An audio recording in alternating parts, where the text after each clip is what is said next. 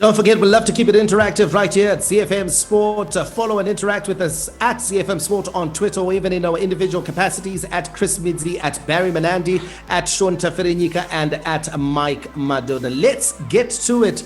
The first of our power profiles featuring the most successful sports families in Zimbabwe. And we kick off with the Tsimba brothers, who were elite athletes. Richard was a dazzling center, and Kennedy in his prime was considered amongst the best fly halves in the world. They were pioneers. Older brother Richard was the first black player to represent Zimbabwe, and Kennedy became the first black player to captain the Sables when he took over from Brendan Dawson in 1998.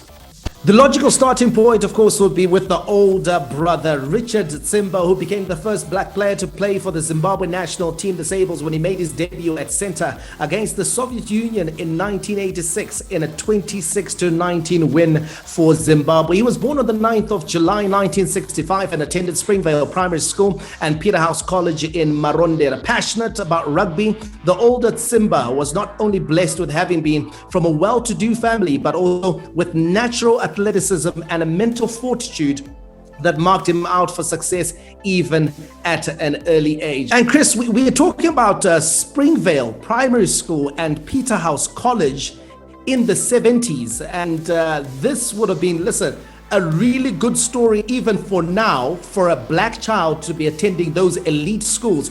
We're talking about the 70s here. And that's such a key part of the story, where we're talking about the 70s, where, first of all, this is pre-independent Zimbabwe. So already there's a lot of racial tension. But here's a family that has the resources for their children to be able to attend the best schools in the country. And going into that environment, even with the natural athleticism, even with just the mental fortitude, is incredibly important for any athlete to have those kind of resources at their disposal. Their father was a hotel proprietor, and their mother, after their father's death, was actually able to grow the family business empire even bigger. They actually bought a farm near Peterhouse School where they farmed potatoes and strawberries, which at the time was a really rare thing for a black farmer to be able to do. Commonly, I think black farmers would be doing maize and cotton. So just having that background was incredibly important, I think, for Richard and his brother's development, but also set them up really well in terms of what they would go on to do. Let's hear from his younger brother, Kennedy Tsimba, who speaks about those formative years and the crucial role schools played in nurturing their talent. Due to the businesses, most of our lives we grew up within the Mashonaland East area, so we're talking about Rusape, Dowa, and obviously Marondera would become a mainstay, as my mother then ended up purchasing a prominent farm called the Arizona Farm, which then became one of the biggest strawberry suppliers within the country. And through this, because Peterhouse and Springvale and of course Rosawi was down the road, Richard then attended Springvale onto Peterhouse. I was put into Rosawi, and my other brother also was then put into Godfrey Haggins. So most of our growing up time was spent within the Marondera area, at a farm that really did hone in most of the skills that would be later on showcase. And of course, my mother placing us in these prominent schools, Springvale and Rosawi, this really helped unlock some of the potential talent that was there. And this is, quite evident within modern time, that where you do place your children at a certain school, it doesn't have to be private or public, but the idea is that if you place them at a school that you think can unearth their talent, that is the most important thing.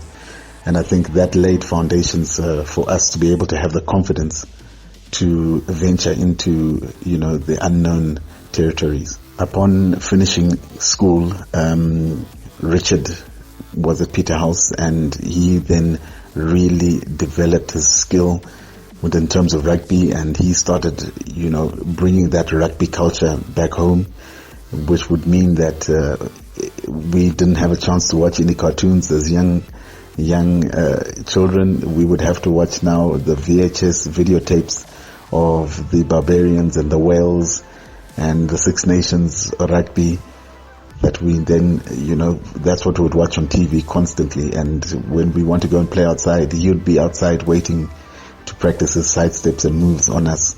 So it became a real little, developmental rugby hub that was at that farm. We would be chasing cows and, obviously would have to herd half these cows and would go on, 10K runs to get fit. So the farm then became our home ground. Z. Elite talent going to elite schools and being set up for what would be an elite career. And Barry Richard at Peterhouse also developed political views. This was at a time where Zimbabwe, or Rhodesia back then, was black and white, and there were no gray areas. And he obviously felt that, the black players and the black students were getting the short end of the stick. And having strong political views, he left school, and him and a number of colleagues formed the Chaminuka Rugby Club.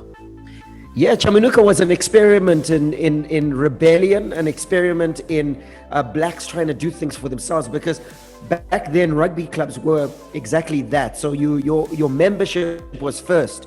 You were allowed to be a member, and then you were allowed to play. So how they restricted the amount of black players who could play was by restricting membership. So Chaminuka was an opportunity for blacks to set up a structure that was for blacks.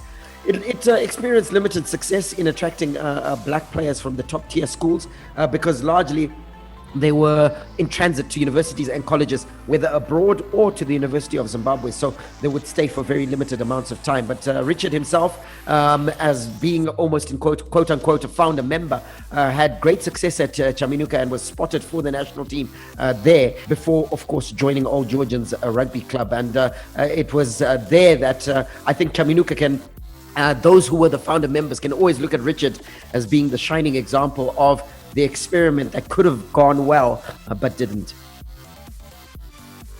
But that experiment did produce Richard Tsimba as a star for the Sables, because going to the inaugural Rugby World Cup in New Zealand, the mecca of rugby, he scored twice against Romania in the Sables opening match, which was played on the second day of the tournament. His second try in particular had the fans at Eden Park in Auckland on their feet as he picked up the ball in his own half and beat several would-be tacklers as he scored a stunning solo try. The global media dubbed him the Black Diamond for his dazzling qualities. Now let's hear from younger brother Kennedy, who speaks of how the family watched on with the immense pride from their farm in Marondera.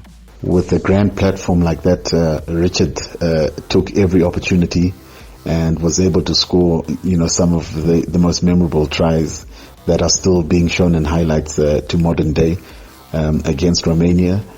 And he then became an international rugby star from that World Cup. I remember us watching it from the farm, and we were in the lounge and everyone was just going crazy. It was unbelievable just to think that a lot of the side steps and the runs that he was practicing just outside of the yard by the farm. So this was quite a fitting end to what had become sort of a cultural dream and a movement.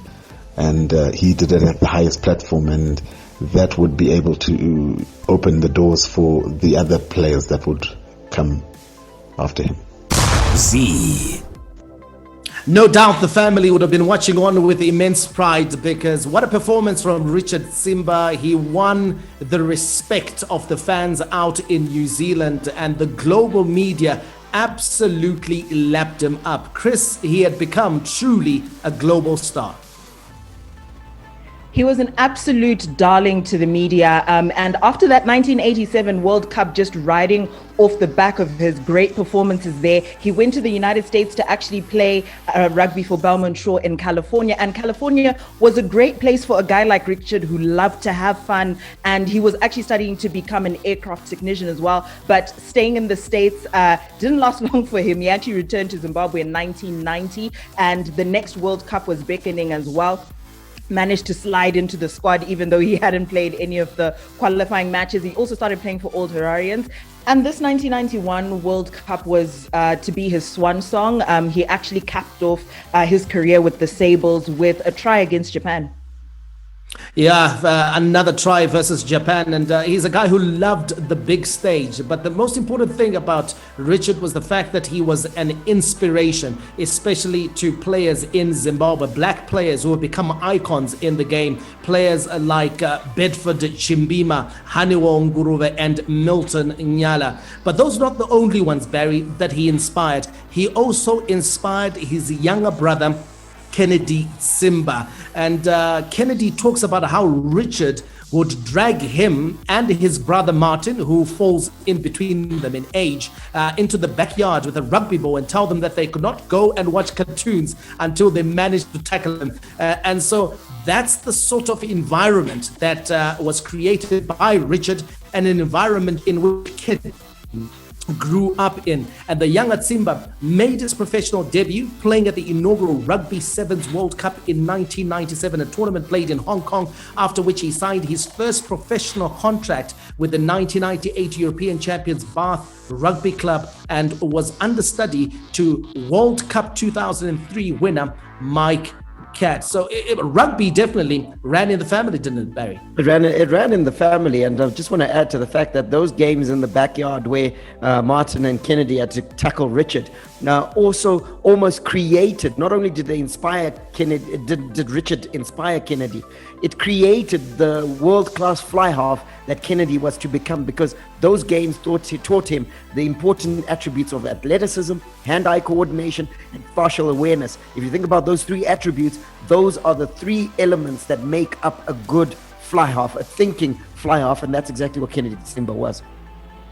Well, Kennedy became the first black player to captain Zimbabwe, and it took over from Brendan Dawson in September 1998. He signed off in 1999 with 4 Sables caps to his name, but his silky skills still had a platform on which to shine at a club and provincial level. It was at the Bloemfontein-based Free State Cheetahs that Tsimba made his name as a world-class player, and he became one of the best players of his generation.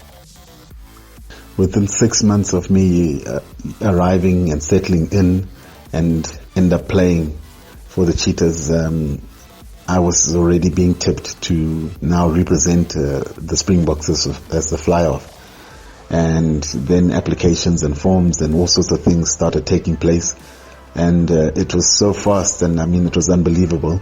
And the best point about it was that, Richard was still alive to be able to see all of this manifest itself. I mean, we ended up winning the Vodacom Cup, and I was named player of the tournament, and that same year I was named South African Rugby Player of the Year,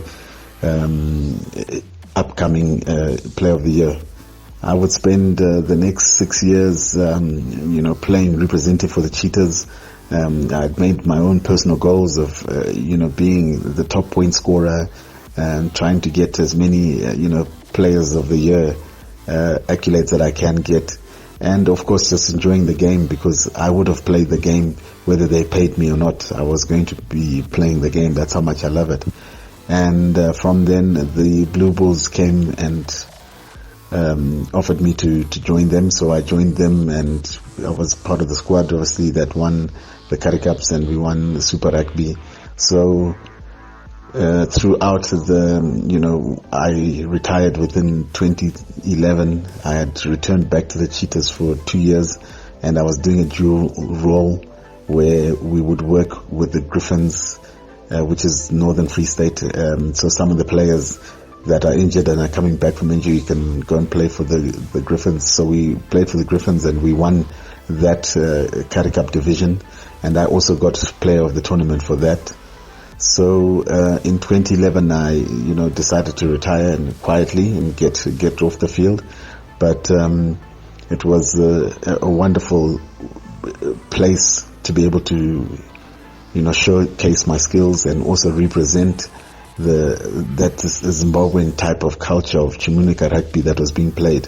Yes, I might have been playing it alone around people that played physical type of rugby, but it helped me because I was able to play well within that structure. So 2011, I finished up, and I went straight into the coaching role, and I started coaching the Cheetahs Super rugby team as a coach. And then since then, I've been earning my stripes and climbing the ranks and going through the necessary process to get to become an elite coach. Z. Now here's a guy who was told that he was too small to play professional rugby here in Zimbabwe, packed his bags, went into the most challenging rugby environment possibly in the world, that is South Africa, and made it. And he became possibly the best fly half in South Africa during his period with the Cheetahs. He was a celebrity in Bloemfontein, where the supporters called him the King of Bloem. And lots of big numbers to actually back that name up. He became one of the most prolific point scorers and South Africa's fastest player to score 1,000 points across competitions. That was the Currie Cup, Vodacom Cup, and Super Rugby. And he actually won all of those, the Currie Cup, Vodacom, and Super Rugby titles. And he won Vodacom Player of the Year in 2000, Free Statesman of the Year, 2001 Player of the Year, 2003, in a 6-year spell in Bloem. And his accolades definitely just speak to the kind of player that he was. A fantastic player. He did have a stint with the Blue Bulls after making a move from the Free State Cheetahs, and he was actually part of the club's historic Super Rugby success as part of a star-studded squad out in Pretoria. He did then, of course, phase himself out of the game, Barry, as it were, and when he retired, he transitioned into coaching. And no surprises there, because if you take a look at Kennedy, and even his brother, Richard, they were thinkers of the game. They were absolute thinkers of the game, and it's reported that he was teammates with Springbok director of rugby Rassie Erasmus at the Cheetahs, and it's reported that the two were instrumental in developing game patterns and running styles, often staying up until midnight working on moves. So you can see the thinking of his game, and of course when you then look at his older brother Richard and the fact that he was a black diamond and the way that he plotted his running lines, he too was a thinker of the game. These guys were students of the game. They applied themselves, and as a result, Kennedy had a successful coaching career throughout the Free State Cheetahs, moving on to the Rustenburg Impala first team and head of its academy, and taking them to various finals as well, moving into the school rugby market, which is very competitive in South Africa in 2016. And in all of those levels of coaching, of thinking about the game, applying his mind, he had relative degree of success, did Kennedy. Now, each year, the IRB Hall of Fame recognizes the achievements of individuals and organizations that have made outstanding contributions to the development of the game worldwide. It was therefore fitting in 2012 that the International Rugby Board inducted Richard and Kennedy Tsimba into the IRB Hall of Fame in recognition for their superb skills and groundbreaking exploits. Kennedy credits his family, especially his mother, for the stellar careers he and Richard had.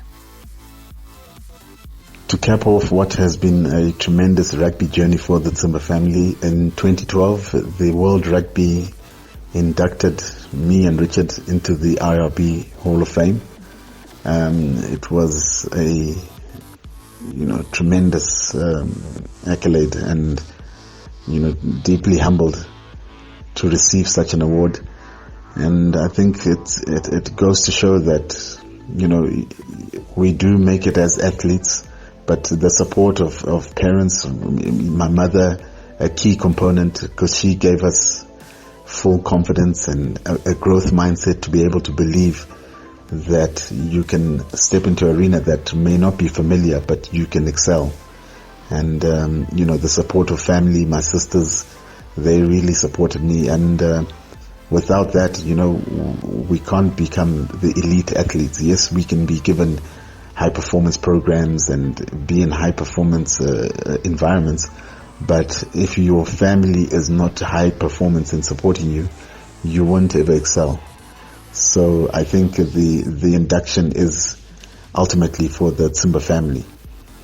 Z. A truly wonderful achievement and recognition, isn't it, Chris? I mean, he is spoken of, Kennedy, and of course his brother Richard. They are spoken of in the same breath as some of the real legends of the game of rugby. Yeah, and some of those legends that have also been inducted include Gareth Edwards, John Eales, Felipe Sella, Hugo Porter, Freek de Preer, Sir Ian McGeechan, Serge Blanco, Nick Farr-Jones, Francois Pina, and Jonah Lomu. And basically, these two brothers are just proof that you can come from literally nowhere and reach your goal and beyond. They opened the door for black rugby players in Zimbabwe, but also across the continent, and gave them hope that you too can achieve great things. Yeah, and one of the things, Barry, that they did achieve was to leave a seed within their family, because they have a sister, now late, who also managed to contribute quite significantly to Zimbabwe rugby. Yeah, Aisha Tsimba, another, you could almost say rugby legend, because a pioneer of the women's game in Zimbabwe, and of course, fittingly then became president of the Zimbabwe Women's Rugby Union, and then also a vice president of the Zimbabwe Rugby Union later on. And so also a member of the SRC, so a great administrator, great sports person that fits into the moniker that is the Tsimba family and their impact upon sport. Certainly a legendary family. Tragically, I mean, Richard passed away in the year 2000 in a car accident. So we lost him and in such tragic circumstances. And yet we had an opportunity to celebrate him, which was great while he was alive, but we still celebrate him even though he is late. As you pointed out, Aisha also passed away tragically last year. But Kennedy, still alive, still going, still involved in rugby. He is based out in South Africa, and one that we certainly can celebrate. Zimbabwe's Hall of Famers. Absolutely. Richard, Kennedy, and Aisha Tsimba, certainly one of the most successful sporting families in Zimbabwe. It's a series that we've begun today, and we shall be doing for the next 3 weeks. Next week, we take a look at Kontutu Ziatunga. We'll be taking a look at the Ndlovu brothers, Madinda, Adam, and Peter Ndlovu, who undoubtedly are one of the biggest and most successful sporting families, especially in the world of football. We shall also be taking a look at the exploits of the Flower brothers, Andy as well as Grant. And in tennis, you can't look past the Black family, Wayne, Byron, or should it be Byron, Wayne, and sister Cara Black.